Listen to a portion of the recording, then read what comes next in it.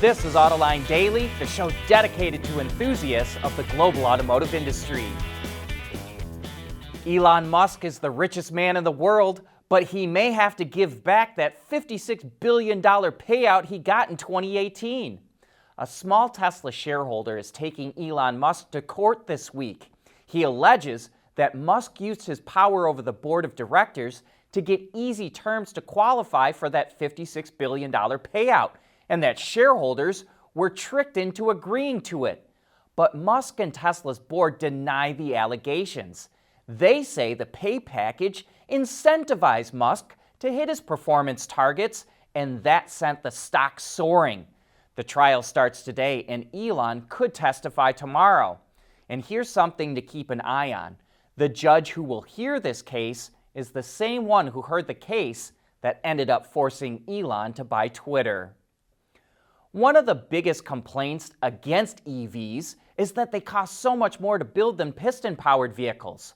But that could soon change. Sylvain Philippe, the head of Envision Racing, which competes in Formula E, recently said that EVs will reach cost parity with gas-powered vehicles in 2025. And Volvo's CEO, Jim Rowan, agrees. Rowan says technology will bring down the cost of batteries, which will help EVs reach cost parity with ICE vehicles by the middle of the decade. He says one of the driving forces is that technology will improve range, which will allow smaller batteries to be used, and that will help drive down cost. Mercedes-Benz won the Brazilian Grand Prix yesterday, and it took first and second, a huge step forward for the team this year. But one thing was missing on their cars as they took the checkered flag: the logo of one of their biggest sponsors, FTX. Maybe you heard this already. FTX was one of the biggest crypto companies that saw its stock crater as the crypto sector tanked this year. Its business was in chaos. Even so, last Thursday, Mercedes says it was still sticking with its sponsor and would keep its logos on its cars. But on Friday, FTX filed for bankruptcy and its CEO, Sam Bankman-Fried, resigned. There was no way that Mercedes-Benz was going to have its Grand Prix race cars go around a track in front of a global TV audience with the logo of a bankrupt company on them. So they peeled the stickers off before the race got going.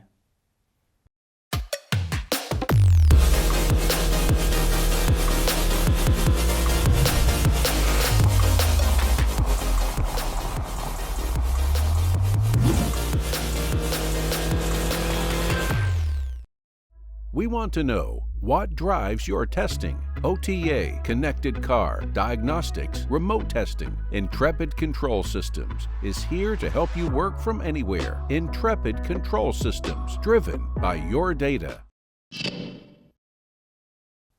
France leads the world in using nuclear energy, but now it's turning towards the sun. The French Senate just approved a bill that requires parking lots to install solar panels. Starting next year, parking lots with 80 to 400 parking spaces have 5 years to cover half their area in solar. Bigger lots only have 3 years.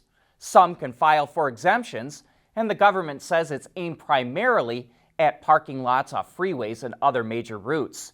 But France estimates it could generate 11 gigawatts of electricity this way, which is the equivalent of 10 nuclear reactors. We showed you Hyundai's all-new flagship sedan, the Grandeur, which is sold in other markets as the Azera about a month ago, and now we can fill in a few more details. Power will come from one of two engine options: either a 1.6-liter turbo hybrid that makes about 180 horsepower, or a 3.5-liter gas unit that offers roughly 300 horsepower. The interior is highlighted by a large display that combines the instrument cluster and infotainment into one big unit, which sits above a slightly smaller digital screen for the HVAC controls. Hyundai says the Grandeur will have a, quote, serenely quiet interior made possible by soundproof glass, separatable carpet, and noise-canceling tires. Its flagship sedan goes on sale in select global markets in the second quarter of next year. CCS, or Combined Charging System, is the standard charging type in North America for electric vehicles right now. But should it be? I think Tesla is pretty widely considered to have the best charger, and now the EV maker has opened its charger design to the entire world. It's inviting charging operators and manufacturers to install its connector and charge port on their equipment and vehicles. Tesla even changed the name of its system to North American Charging Standard, or NACS. And it already has one company in its corner. Three-wheeled electric solar vehicle maker Aptera launched a petition earlier this year to change the standard from CCS to Tesla's design in North America, and it already has almost 40,000 signatures.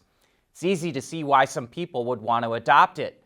Tesla's design is more sleek, its stations are more reliable, and it has way more power without the need for liquid cooling. Based on power outputs released by Tesla, its system is capable of charging around 900 kilowatts of output, which is much higher than what its stations currently operate at and more than double the output of CCS. So what do you think? Should Tesla's NACS become the new standard? At Schaeffler, we pioneer motion. Electrifying mobility, manufacturing smarter, reducing CO2 emissions, making energy production clean. Schaeffler pioneers motion to advance how the world moves.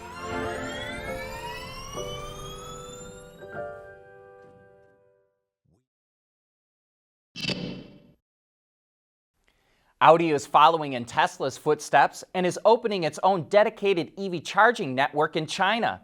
And these stations will pack a real punch. Each one will have a peak charging power of 360 kilowatts with a maximum voltage of 1,000 volts. The stations also feature liquid-cooled terminals to lower the heat produced while fast charging. Audi owners just need an app to pay for the charge, and the locations will be integrated into the vehicle's nav system. The first stations will open in major cities in China by the end of the year, with more to open at a later date. Sales of electric vehicles represent the fastest growing segment in the auto industry, but that's only true in developed countries.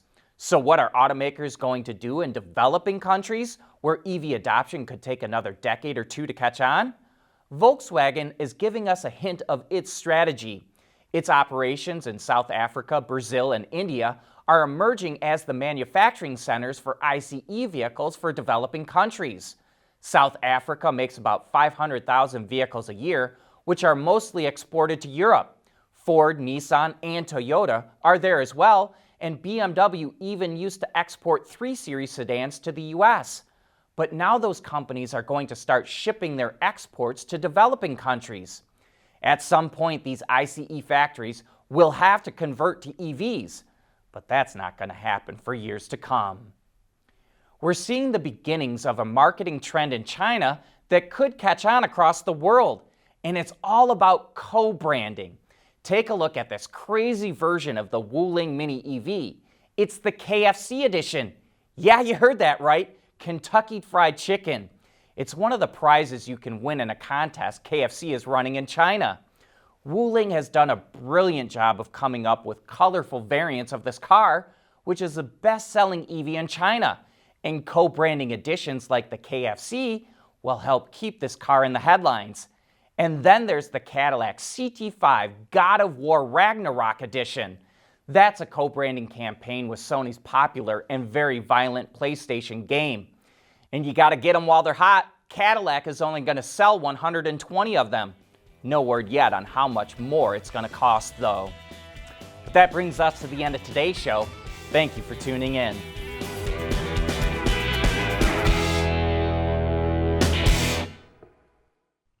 Autoline Daily is brought to you by Bridgestone, solutions for your journey. Intrepid Control Systems, over-the-air engineering, boost your game. And by Schaeffler, we pioneer motion.